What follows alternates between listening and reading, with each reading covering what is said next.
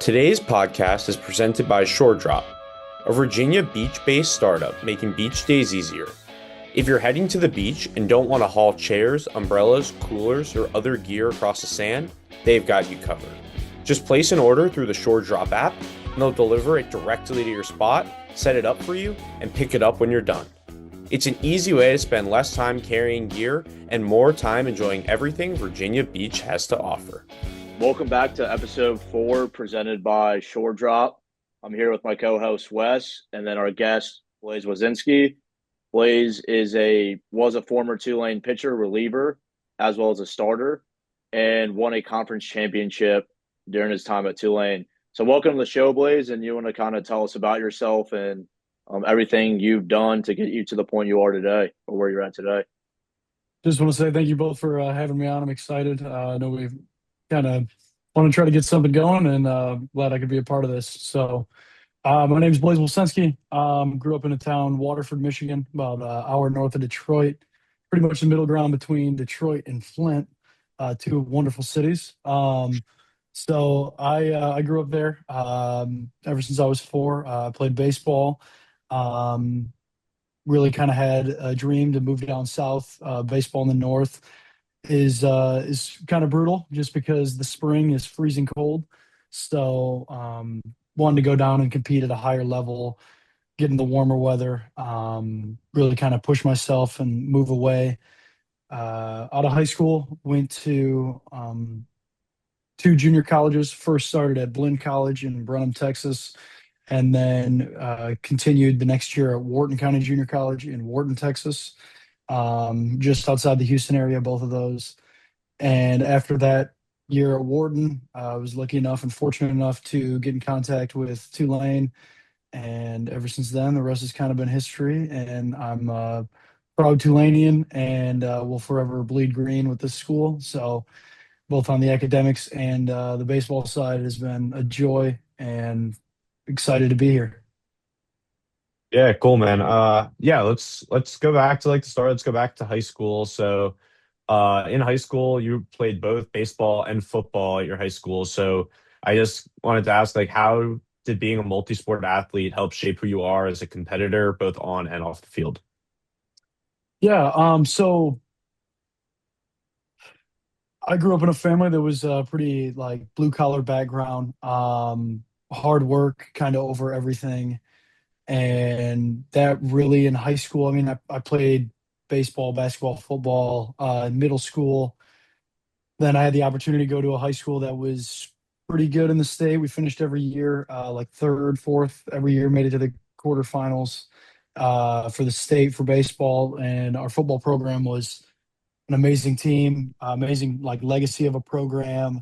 So it was, I guess it was pretty difficult to try to juggle it all, but having the support system I had and knowing kind of the background of my family and learning life lessons from my dad, who he didn't play much sports outside of high school. Mom did a little bit of high school athletics, but they kind of had the real work experience and told me just to kind of live it out and grind it out every day. And I just really say the balancing it all was hard, tough, but being able to put the head down, grind it out. It's just kind of been who I am. We can touch on that probably later, but that's kind of the mindset I had with football. It was summer workouts during the week, and then I was hitting baseball tournaments on the weekend, and juggling that was pretty tough. And then when I decided to stop playing football after my sophomore year, that was a big kind of like red flag. Coaching staff was like, "We love multi-sport athletes, but why are you giving all this time to baseball?" And I'm here now. Love baseball. Always loved playing baseball, and kind of gave me a brighter future being able to focus on one. But definitely still have some, I guess, foolish regrets of wanting to still go back. Everybody always says I should go play tight end, so I miss football a lot, but I'm able to watch it, and so yeah. Yeah, man, that's a great story. So, do you want to kind of talk about your JUCO experience? Obviously, with the new 5 and 5 rule is you only get 5 years of play, and that's a big question in college sports. Is like you see these 27-year-olds playing, and you have people saying, "I want an extra year of eligibility." So obviously, you played JUCO for a year, so we want to hear your story, or for a few years. So we want to hear your story about your JUCO experience, and then how you got recruited for that, and then ultimately choosing Tulane University to pursue your baseball career in your second half of your college career, and then also like what you kind of see where the NCAA is going to go with the 5 for 5. Do you believe in it? Do you not believe in it? Because in my opinion, I think it's a cool rule now that you go to JUCO for 2 years, you walk into college, you're a junior, so you have 2 more years to play. Yeah, so kind of the journey. In high school, I was committed previously to TCU for 2 years. Signed out all the paperwork, did all that. It was right after COVID. I was a 2021 grad, so they were still kind of in the mix of the NCAA doing the extra year for COVID and all that. I mean, that was a storm that wasn't very fun at the time. So I wound up losing the opportunity to go play at the school of my dreams, as which I thought was my dream school growing up, but um, didn't really know what to do next. My dad wasn't a big fan of junior college because he was like, "Dude, you went to a high school that was a college preparatory school that was to make you an elite student, an elite person, and you're going to a junior college where, no offense, the academics aren't going to be very strong." And he went to a junior college or community college at the time that he was like, "Dude, I almost didn't graduate high school." So by me going there, I was able to get my grades up to then go pursue his career in chemical engineering at Michigan State.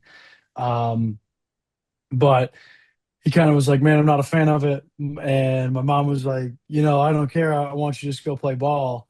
So it was a lot of tough conversations with my parents with that, but I think the junior college route is definitely the route that I would highly recommend to anybody that wants to step foot on a field of any kind. And as terrible as it might have sounded when I was undecided at my graduation party or anything like that, as terrible as that sounds, that I didn't know what I was going to do. I think that the junior college route was definitely something I would go back and say, "Hey, I think that's a great idea." Um, the two junior colleges I went to, one had a pretty good program. The year I was there, unfortunately, didn't go very well. And then new coaching staff came in, did a clean slate, so I had to transfer. And then the next school I went to was pretty gritty. Man, I'm going to keep talking about grit and hard work, but that was Wharton County Junior College is no the dude field at Mississippi State. I mean, this is some real stuff. I mean, we were mowing the grass and we weren't allowed to rake because it was too abrasive on the grass. So I picked up grass blades like trimming by hand. Um, but I mean, there was a lot of stuff that you could be like, "Oh, dude, that was eyewash." But it made us all tougher. I mean, nobody wanted to go out there all day on Sunday and pick up grass clippings, but whatever. We'll move on from that. But I think that the junior college opportunity to, um, I guess, kind of bet on yourself. If you really want it, you got to work for it. And the ability to have 2 years or 1 or 2 years, I mean, depending on who the individual is, I think you getting 2 years at a college experience. I mean, that's really what teams are looking for now. That's what I mean. Even job opportunities are looking for experience. And while some think that the junior college level is, subpar, isn't going to be as elite as going to a Division One, two, or three, I think that there's a lot of good teams out there, and the people that put themselves in that opportunity um, will give themselves the best chance to perform wherever they want to get to next. For some of this 5 for 5 kind of NCAA thing, totally agree. I mean, I'd love to sit here and go, "Man, I wish I got my extra year back and I could be a sixth year." And that's me being selfish and, the guys that are all in the same boat. But I do think that, going for JUCO for 2 years and immediately going to a place and walking in as a junior. I mean, I did it. The only reason I got my year back was I had a red shirt and they gave us a year. But I kind of had a fifth year either way.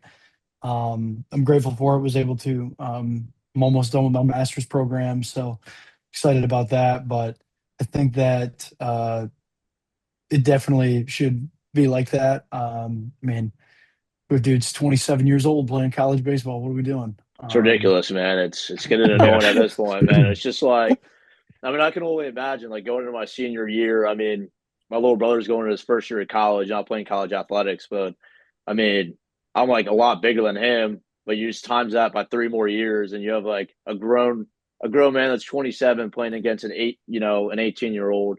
It's a 9 year difference. I mean, that's ridiculous. Right. So Yeah, so going back to your JUCO days, at Blaine College, you're named best male athlete, and then you're also on the Reach and 14 all academic team. So if you could just talk about like the balance between being an elite athlete on the field and then being an elite student in the classroom and the struggles that came with that'd be awesome to hear. Yeah, so I would say that the best male athlete thing was kind of funny. I didn't even know that it was a real thing. We were out on a trip. We were on a away trip, so I couldn't even be at the reception. But there was like a last end of the year like get together, and I got a text from one of my friends. It was like that went there, and they were like, "Oh my gosh, you won this best male athlete award!" And I was like, I was hurt. I wasn't even playing. I played for like 3 weeks. Like I don't know how I got it, but yeah, it was awesome. It was fun. I have a little picture. It looks like a little like the SP's trophy, but it just says best male athlete. But that's a funny story. But I think coming from a school that was a college preparatory high school, trying to get me ready to go to make myself as successful as possible. Um, I think JUCO wasn't as difficult. Now, the classes I was trying to take, because I'm somebody that I didn't want to slough off. I didn't want to take any classes that were going to be an easy route. I wanted something that, because one day everybody's going to have to put them up. Everybody's going to have to set them down. You're going to have to get in the real world, and I knew that to do that, you have to do something with a real purpose in education. So at the time, I was studying business administration and was working on that. And the classes I was taking were, I was the only time they offered them were at 7 o'clock in the morning, and I mean every both semesters I was 7:30 classes. Um, so real early morning classes, and then would be at the school all day. So just put myself in the best spot to be able to lock in during the day, not think about anything else, grind that out. I think was something that's like has just been instilled through the years. But I think that was something that I think has helped me along the way to get to where I am today. Is knowing that, yeah, I could have blown it off and finished with a 2.5 and turned in half my assignments and just did the bare minimum, but being able to say, hey, I put everything I got into that, and then was able to put everything I had into baseball. I know I was hurt, but um, rehab and doing stuff to try to figure that out. But I wanted to put myself in the best spot, both academically, physically, on the field, to be able to accomplish my goals. yeah, dude. So I kind of wanted to bring up this story. It's kind of unique. So at Nicole State, me and you were chilling in the bullpen, and they had this thing where they picked a player called a strikeout batter every single game, and if a player struck out, like they would get like free Wendy's. And I remember sitting with Blaise in the bullpen, and they did this whole ordeal.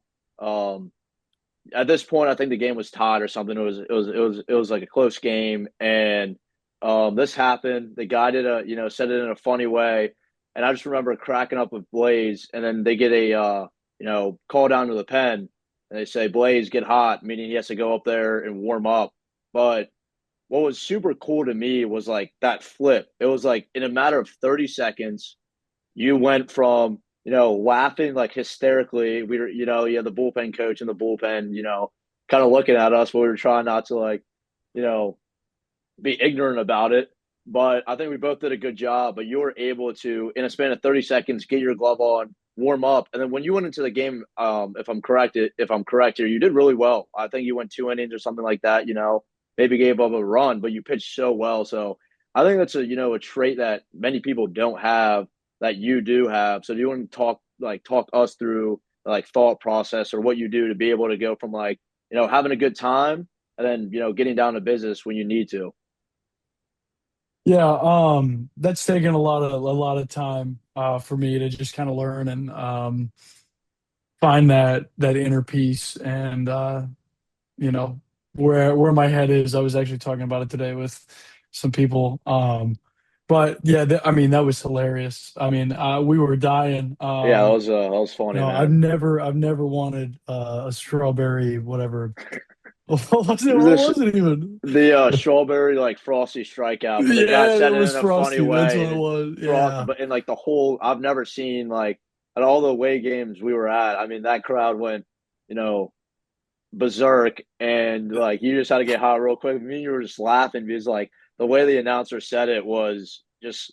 I mean, you wouldn't expect it if you were at a baseball game. Like you right. were you were not expecting it. That's what it made.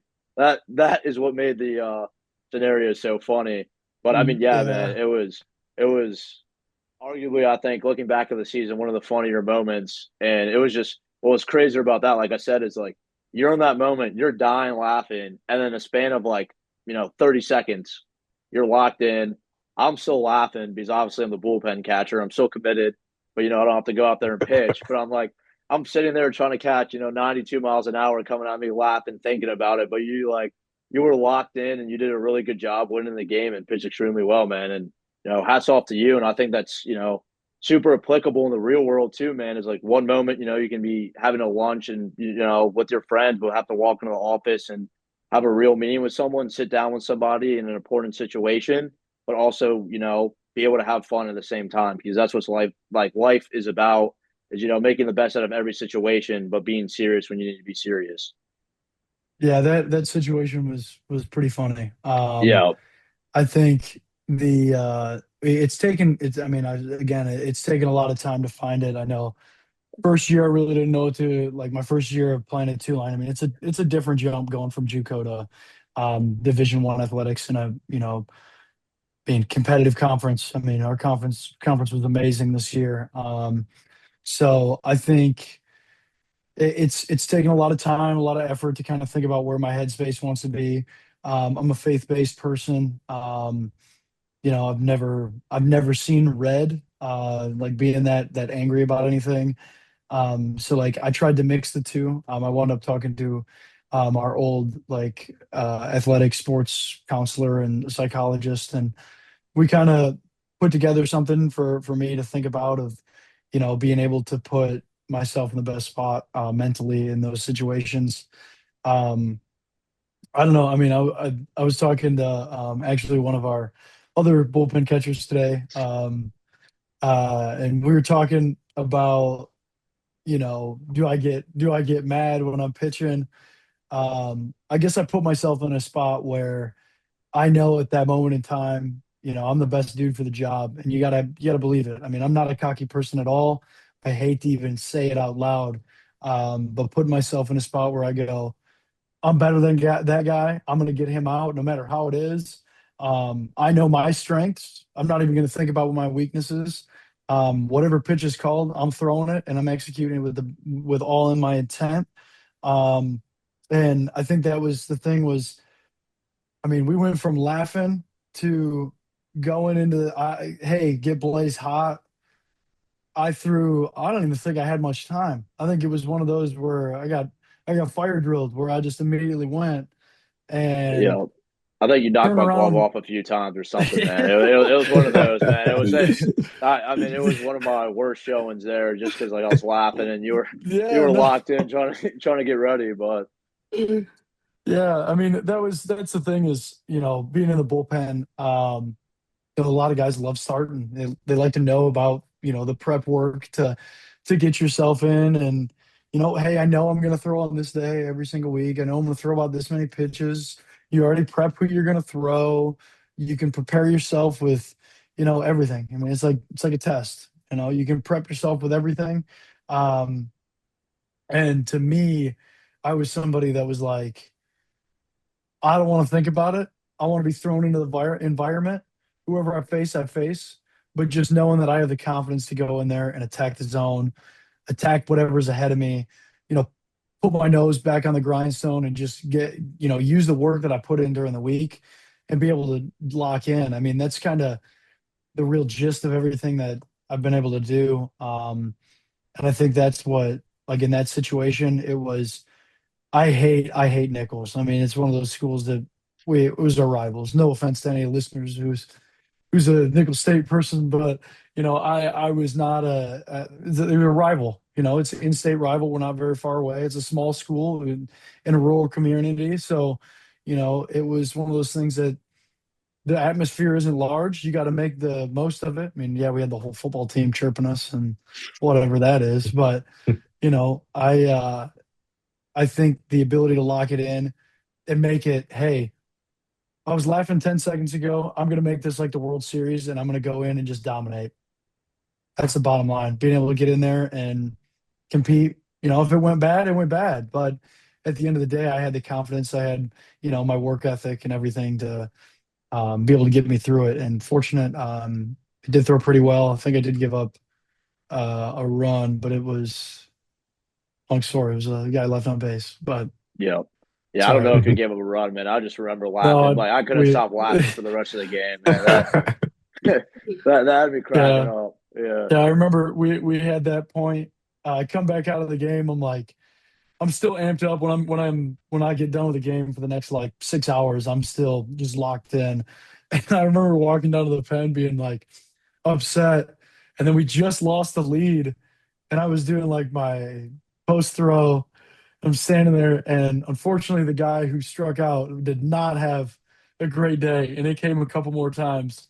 And I think it unlocked me, and you and I just started dying. But Yeah, dude, I felt unfortunately, terrible, we lost man. the It game. But was, whatever. I mean, that's what baseball is about, man. It's just like small moments like that. And I think, like I was saying, man, it was pretty cool to see you messing around and you able to lock in. For me specifically, man, I remember you just like were beaming at me, ready to go, and I was still laughing. You were knocking my glove off. I think ESPN Plus was zooming in on me in the bullpen, and the other bullpen catcher texting me. He was like, "Yo, man, get a grip." But I explained to him what happened, and it was definitely worth it. It was such a cool experience, and it was really funny. But also, I was glad to see you succeed there. Thank you. Yeah, Blaise, I think you touched on something that's really important, like even outside of baseball, is the difference between confidence and cockiness. Like you said, you're not a cocky person at all. And I think that being confident and being cocky are two completely different things. Being confident comes from like a place of strength where you're obviously like confident in your work ethic and like work you put in and you're prepared for what you're about to go do. And then cockiness comes from a place of insecurity where you feel unprepared and you kind of try to cover it up by having this almost larger than life personality. And that gets annoying at times. So if you could talk about how you built that confidence up on the baseball field and times where you try to be confident but not cocky, maybe even off the field in different types of situations. Yeah, I guess that kind of comes back down to my morals. Grew up in a family where we relied heavily on character and integrity. And throughout middle school, high school, that was kind of both my school's mottos, and has been something to get me to where I am. But my mom's dad always kind of said, you know, at the end of the day, can you look at yourself in the mirror and say you did everything you could and you had your word and you had the character. At the end of the day, did you do everything to remain to your moral compass and remain on your character line? And I've always been somebody that I hate when people are cocky. I hate showboats. I hate that only just because I know that you can live your life without that and still, you know, have success. You can still have, everything you want ahead of you just by the hard work and everything. But, I've not been somebody that's super fond of people that are showboating and all that. And I'm somebody you could ask Jack. I mean, I could have the biggest punch out of my life, and all you're getting from me is the fist. I mean, I've never wanted to do that, and it's just kind of who I am. But I think the confidence thing has came from, being able to put my nose down. I mean, I'm gonna keep saying it, and I sound like a broken record, but working to where I am today with everything, all the drills, I try to do everything the best I can. Weight room, I could feel horrible. I could have a horrible day, and I'm still going to give 110% of what I have in that day. I'm sore, just got done throwing 100 pitches, and the next day I'm not going to be able to put up 110s on bench, but I might throw the 70s up and get them up because that's how I'm feeling. But I mean, that to me is kind of where the confidence came from. Our pitching coach, Anthony Izio, uh, he kind of instilled that in our pitching staff, and what kind of made us close was, you know, people are going to have days that are good and bad, and being able to know that you put in the effort behind the scenes where nobody was watching, and you were able to go out there and compete with what you have, and have that confidence level from the work you put in, is really where you have success. And it's kind of, I took a lot of that from him. And I think he was a person that didn't always, focus on baseball. I mean, yeah, he's a pitching coach. That's how he was making a living. And he focused a lot on, making us better men at the end of the day, because we're all going to have a family one day. We're going to have to instill this into our kids, and, you're going to have a job environment where you're going to do the same thing. And I think that was one thing about this program, was it was not about who you are as a baseball player on the field, but when you're done, these are all life lessons you can take. And this is one that I definitely have built over the past 3 years, and has gotten a lot better, so I can remain consistent on the mound. Um, but I do think this is something that, regardless of whatever situation I'm ever put in my life after this, is going to be, going back to the piece of, hey, I'm confident. I might not be the best at it, but I'm going to give you everything I got, so. Yeah, and I think it's like a testament to like who you are as a person, because I mean, you've been talking the whole time about how you're seeing yourself grow as the years go on. And the thing is, there is a statistic behind that. If I'm not mistaken, Wes, you went from a 7 ERA to somewhere in the mid threes, which is really impressive, man. And to say that as going into your fifth year with something to prove, from personal experience, like you stepped up as a leader and you became the guy at the end of the season when things weren't going right. They put you in the game, you did your job, you executed. And that comes with preparation. So do you want to walk us through how you prepared yourself this year differently from years in the past, and how that can kind of translate into the workforce? Because I think preparation is super key, whether it's like walking into a meeting or things like that. And it's no different than walking into a big situation in a big game under the lights on ESPN that a lot of, normal students don't get to have. And I want you to, tell your story about, what you do to prepare, what makes you different than a normal student, and how does that preparation, set you up for success long term? Yeah, last year was pretty tough for me. There was a point at the end of the year where I was like, dude, I'm done. I'm ready to hang him up. I'm gonna have a fifth year, but I'm done. Um, and there was something in me that I knew that in 20 years from now, I'm gonna look back and go, dude, why didn't I do it? And I'm not one to quit on anything. And it's kind of where I wanted to go. Plus, I was able to get a master's from Tulane, Homeland Security. So I'm excited about that, and was able to work through that. But this year, my thing was, I even have it on my glove. I got my glove right here. My dad always said it, and it's been a motto for me this past year. Whenever we've ever done anything, whether it's a boat ride on the boat, and it's getting dark, or we're at a theme park, or whatever.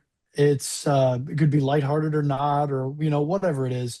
The motto's always been like, one more time. So I don't know if you can see it on the inside of my glove, but That's I sick, got that on bro. I Yeah, got One that that's on the more, one inside awesome. more of my time, glove. one more time. Yeah. So I know we had a couple guys that would like kind of joke around about it. They'd be like, "Come on, man, you can do this one more time." Um, Big testament to my dad there, but um, you know, I I wanted to leave everything on the table that I had. Um, so I knew that last year in the fall, I came back from the summer and I had something to prove. My first year, I did well. As a junior, I came in, did well, but I worked my way into a Sunday starting role, and then towards the end of the year, it kind of fell off and was kind of in the bullpen more. But then I had something to prove going into it. In the fall of last year, I mean, it was unbelievable. Through like 20 games that we inter squatted, I think I maybe gave up like 2 or 3 runs. Was up to 95 immediately. Had a lot of room to grow.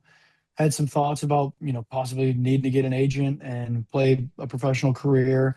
And then the season didn't turn out how I wanted it to, and had thoughts of, giving up on it. And then this year, I was like, I don't have anything to lose. I could go in and I could get hurt and be over with. I could go in and not do very well, but I'm still with a group of guys that I'd do anything for, and love those guys like I'm a brother to them. Brotherhood is real, um, and that was kind of where I wanted it to go. And in my exit meeting from the fall to the spring, um, Coach Jay Ullman was like, "All right, I know you got a lot of stuff going on in your life. You know, I know you're good at cooking and you like to cook for people. I know you got this going on. Jokingly, everybody calls me Meat Man. Jack, you can attest to that. But like everybody knows that, you've got a lot of stuff going on in your life. There's a lot of background noise. What is your headspace right now?" And I looked him dead in the eye and I said, regardless of anything that's gone on in the past or what's going to go on in the future, I'm giving 110% every day, and I'm dumping everything I got into this because this is my last ride. And I don't care where it gets me. I don't care if it's the best or the worst or mediocre or whatever. I'm going in and I'm going down swinging. And that was kind of where I got the preparation to want to be there. Um, and I tried to seize every opportunity to go out there and be the best relief pitcher I could. There were some games that were amazing, some games that were not very good. It's kind of the whole thing about baseball. Baseball's about failures. So, um, learning week in and week out what worked and what didn't, what I needed to work on to get better the next week. Um, Definitely is something I can take with me. But I would just say, knowing that I dumped everything out, I left it on the table and pushed everything off and said, you know what, I gave it everything, and I was able to end up pretty good this year. And yeah, so Yeah, that's awesome, and I'm happy that you were able to end the year on a high note for yourself, and kind of tying into that. And your 5 wins led Tulane this season, and like obviously as a pitcher, wins isn't only a pitcher's stat, but you have to depend on your defense behind you and then your catcher in front of you, and you're able to do that super effectively this year. So how do you build trust with your teammates, and how can you take the lessons that you learned creating relationships through baseball and bring that into the job market as you graduate from school? every day, I mean, you go to practice with these guys, you're getting up for early morning lifts, you're you know doing all the team stuff that you're required to do and the quote unquote optional stuff that's within the NCAA. Those things, you start to build a bond with guys that way, because you guys are all pulling on the same rope. You're rowing the same boat. Who's going to carry the boats? The whole team is. You got a bunch of guys that every day they're putting in the work, they're slaving for it, and at the end of the day, they want to be good. The selfishness in them says, "Hey, I want to be good." And if we all collectively can work together to get to where we want to get to and have the same goals and mindset, we're going to have the potential to do that. I always go back to I don't remember the exact scripture quote, and who it was, like where it was found, but iron sharpens iron as one man sharpens another. And that has been something that I've instilled into my life, not only on the field, off the field, whatever I do is I want to make somebody better because of something that I did. And I hope that they want to do the same. So that's kind of where the brotherhood aspect came. My years of playing college baseball, with the transfer portal and everything, you're going to get a new crew every year. It's kind of like a rental, renting out a car for a year. How's it going to go? I don't know. Is it nice? Yeah, sure. All right, then we're going to keep it. If not, we're going to trade it back in. Um, but that piece of wanting to work together and pull on the same rope to have the same goals, same mindset, go there. I think that's where a lot of that comes in. Now, off the field stuff, I was somebody that always invited people over to have a cookout, come hang out with the guys, like get together. And I think that did a lot to, we all see each other in the workplace every day. Let's get away from it a little bit, learn a bit more about each other's lives. I don't see any of the position players very much. I'm a pitcher. Let's get some time to kick back and hang out with Matthias Haas. Hang out with guys you don't really get to talk to. That dude is a dog. Okay. He is. He is. Super great kid. Yeah. So, um, I think that really is kind of something that I'll be able to take is, there's always going to be a teamwork aspect and wherever anybody ends up and being able to go, hey, we all have the same goal of making this company successful in whatever form or fashion it is. We all want success. We want to be successful on the selfish side, and we also want to make the company good. So let's all pull on the same rope, get to where we want to get to. At the end of the day, it's not going to be easy. You're going to have guys that you might not love, but you can sit there and call them your brother because you're working all towards the same goal. So I think that's something that I hold. And you definitely brought up an interesting point about like the NIL and the transfer portal and all the things happening in college sports. So similar to Jacob Moore, your teammate, you've known him for a while. He talked about the idea of like staying committed to a goal at one institution and the idea of like instead of transferring, he's looking back. He's like, I have friends for life. I have friends that will be in my wedding. I have brothers, as you mentioned, and those types of things right now, you kind of seem to be missing when you're transferring schools. So I want to hear your opinion as a guy that kind of stayed at Tulane. You're recently, as you mentioned, you were committed to TCU. You played JUCO ball, and then you ended up at Tulane and you finished your career at Tulane. So I want to hear your story of like, why is it so important for a player to not only understand that, you're buying into a program, you're buying into identity, and that, you're really seeing teams that can, like retain these players for like 3 to 4 years actually win. And that's what's super significant in like this current, era of like college athletics is that everyone's transferring. You're a good player, you leave. You're a bad player, you go to somewhere, you go to, a worse school. It's just like, it's crazy. And I want to hear your, I guess, perspective of, being committed to a school for like 2 to 3 years.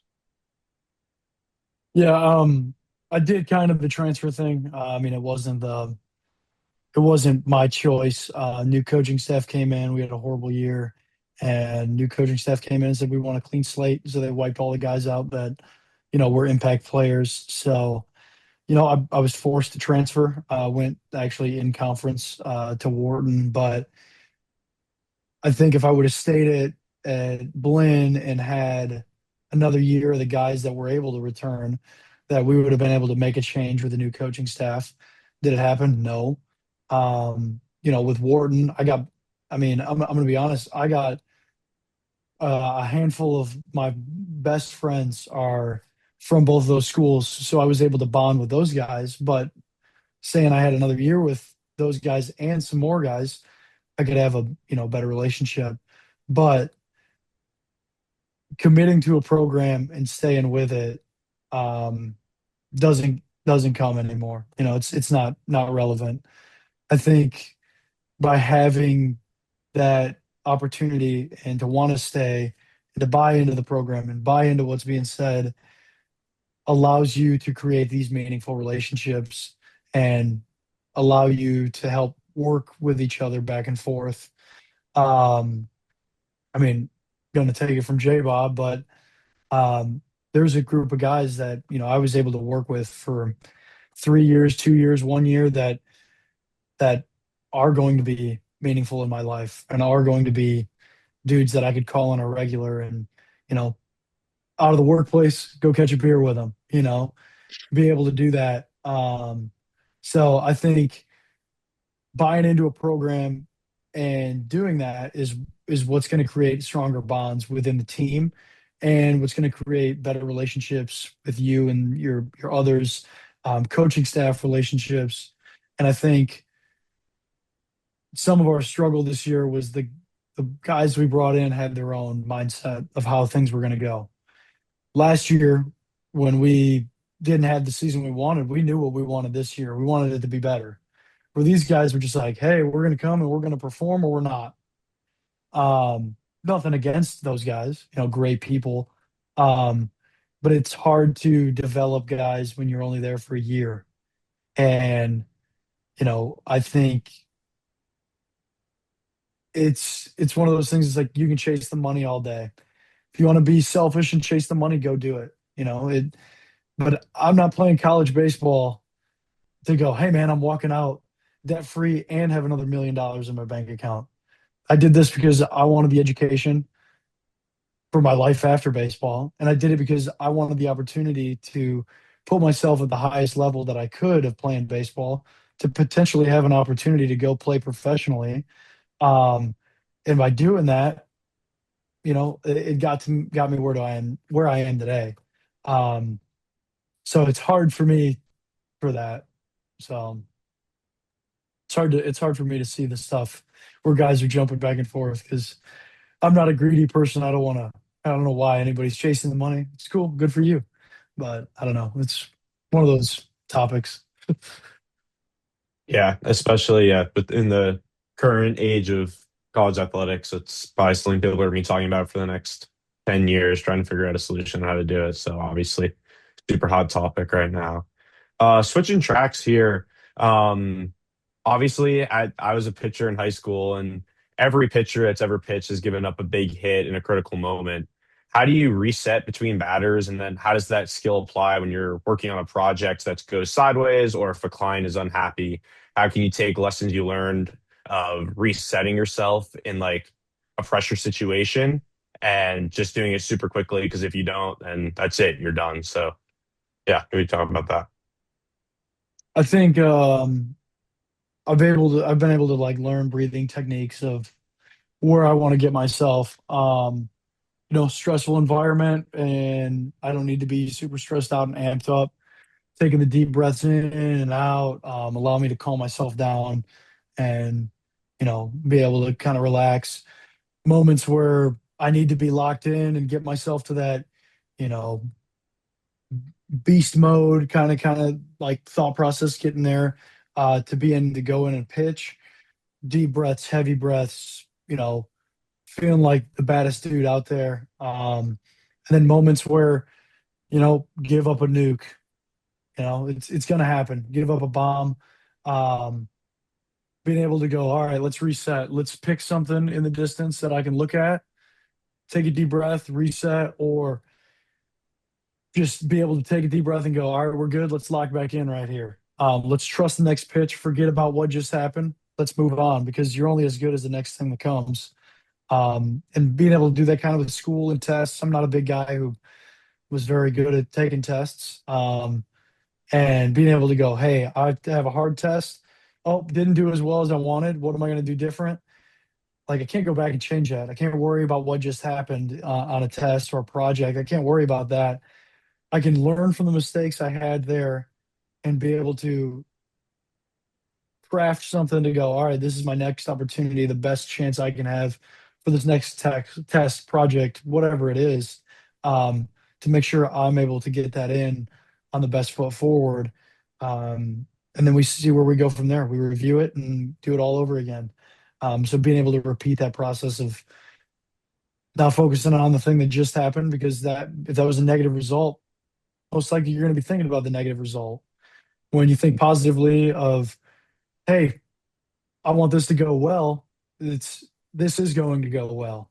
Um, and having that mindset both on and off the field has been something that I've taken a lot just from, learning this the past few years here at a bigger program. So Yeah, man, and like being a key role player for school at Tulane is, not everyone can do it, man. And you did your job this year. You did really well. You performed the way you wanted to. But do you have any like moment in mind or, just like funny story that, looking back at your baseball career, you're like, this is why I played baseball. This is why I did what I did. This is why I did what I did. And this is why I woke up, went to those 5 a.m. lifts just because of this moment or funny story that makes like your career, unique or different than anyone else's. I watched J Bob's one last night, and I'm gonna have to say it. The home run in the championship with Jackson Land. I was in the bullpen, gonna go in the next inning, and I was standing in the bullpen. And when the ball went off the bat, I remember looking up, standing on the mound, ball and glove, looking up, and the ball was over my head. And before it landed, I was running out of the bullpen because I knew it was over. And that dog pile and everybody going nuts for that, I think that is the moment that I can take from, my baseball career that I'm like, hey, that was awesome. And, that's what I live for, to, be able to compete at the highest level and win the championship. And, in a moment like that where everybody's heart's on the line and all the emotions, and then it goes positively and we win the game and we're able to go on to the regional. So that was awesome. I do think the thing that kept me um, coming back for more was the camaraderie, the teammate, the brotherhood, the that atmosphere. Only because these dudes I spent a lot of time with. I love these guys. Would do anything for them. They call me and they're halfway across the world. I'd do whatever I can to get to them. And I think being able to have a brotherhood there to support you day in, day out, you could have a horrible day. Give up an 8 spot against Southern Miss on 27 out of 34 strikes. That's a real story. I gave up a snowman in the first inning last year. Um, I could have a horrible game and I get off the field and they're not going to judge me for who I am. Those guys are always going to have my back and I'm always going to have theirs. So um, I think that's one thing that kept me in the game that I'm going to miss the most about being with this program was we had a core group of guys that have been here for a while that we're able to do that for each other. So I don't really have any funny stories off the top of my head with that, Yep. but um, more of the sentimental piece. So Yeah, that's awesome. Just a quick follow up to that is, have you ever had a specific moment in college where you felt like you had to put your team's needs over your own personal needs or goals? And if you could talk about that, if that taught you anything, yeah, and if there is a moment like that, what that moment was. yeah, I guess I mean I'm not a selfish person in that kind of thing. When I came to Tulane, I didn't know what to expect. I didn't know what my role was. Nobody does on the top. When you first walk in, you don't know what your role is. And I told the coaching staff when they asked me like, "Where do you see yourself?" I said, "I want you to put me in wherever you think I need to be. I'm going to do whatever it is to you know be able to contribute to this team, whether I wasn't going to play at all or I was the Friday night guy or whatever role it was. I was going to do it to the best of my ability." And um, I was talking to uh, our other bullpen catcher today, oddly enough, about we played ECU this year, rival. I mean, this is our conference rival, hatred. There's a lot of history you know, with them through conference championships, through big games. To my first year sweeping them at home, they were ranked number 6 in the country and sweeping them. Started the Sunday game, and we wind up winning it on the sweep. I think that's another big moment that I'm gonna always remember. But this year, go out, come in the game, shove, and make it to the ninth inning. 2 outs. My second out was a run over to first base. Which again, 90 degrees in Louisiana. I'm gassed. I'm the tank's empty, and pitching coach comes out and he goes, you've thrown really well. This has been an amazing game for you. I want you to finish it. You've earned it. This is your time." And he let me have the next batter, and I walked him on 4 pitches. And selfish me would have been like, "Wow, you couldn't get it done. You should have, ended the game and got the save and everything, and want that moment back." But when I came off the field, I didn't feel that. I felt, hey, the next guy that's coming in to pick me up, I want him to have that because it's his opportunity. And I know that he's going to pick me up with the best he can. Jack Broffa comes in. I think he threw 2 pitches, got the guy out, and that was the game. Selfish me would have been, hey, I want to finish this game for myself. But at the end of the day, it's a team sport. And not one time did I think, yeah, would it be awesome for me to say I got the close against my rival and on that Sunday game for the win on the series against the team that won the conference championship this year? Yeah, that'd be great. But knowing that I had somebody behind me to go, hey, I'm going to pick up where you left off and I'm going to make sure to get this job done is where I kind of had the mindset. Yeah. I think So that's yeah. yeah, I was just gonna say I think that's a really special mindset to have, and being around baseball, both the college level and the high school level. I don't think there's a lot of pitchers who would think that when coming out of the game, being so close to finishing it for themselves, but being able to shift and think about the team aspect and just thinking about only getting the win. I think a lot of pitchers get so focused on having the ball in their hand that they don't think about the bigger picture. I think that's super special mindset to have and will serve you well after your baseball career. yeah, do I mean, first off, we want to thank you on behalf of Bullpen Talk that, took time out of your day to hop on here. So, I mean, as tradition, you said you listened to J Bob's video or I guess podcast as well. So, elevator pitch, what Blaise walks into, a a job interview, college baseball player, what makes you different than the average student, Blaise? I would say my character, integrity, and work ethic have been something that's got me to where I am today. And as cliche as that sounds, I think it really has formed um, how the rest of my life's going to work, and the way I attack and problem solve is going to come from that.